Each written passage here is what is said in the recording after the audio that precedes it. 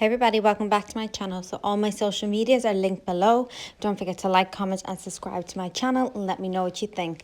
So we're going to start off with some small chopped onions. I use frozen ones with some corned ground beef, which is obviously vegan beef.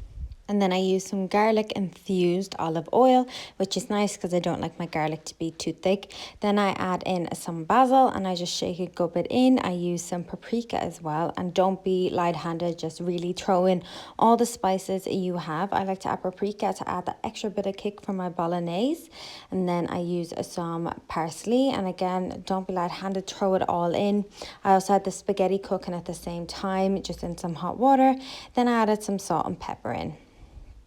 Next thing I used was a beef stock cube with some water. I think I used 200 mils of water.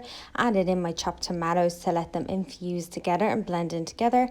Put on the oven for the garlic bread, so depending on what garlic bread you buy. And then after all my herbs and spices have infused into the mince and it's cooking really well, I add in the chopped tomatoes and beef mix. You can use a vegetable stock cube to keep it all vegan if you want.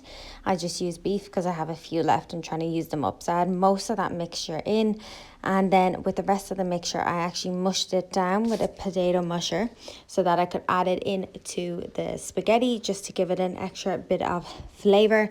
So you can add in any spices or any herbs you want, whatever you like to give the extra kick. But then after I pour in the sauce into the spaghetti, then I let the two of them cook for a few minutes together. So good 10 minutes just cooking together, and I like to add some of the tomato flavor into the spaghetti as well, just to give that an extra little bit of flavor as well. Personal preference, you don't have to do this, and just let everything cook. So I have the garlic bread ready to go, and it's only a frozen one. I didn't make this myself, so that's why I'm not really focusing on it, and that goes in the oven for a few minutes. And here's a final result, really easy with some vegetables, and enjoy.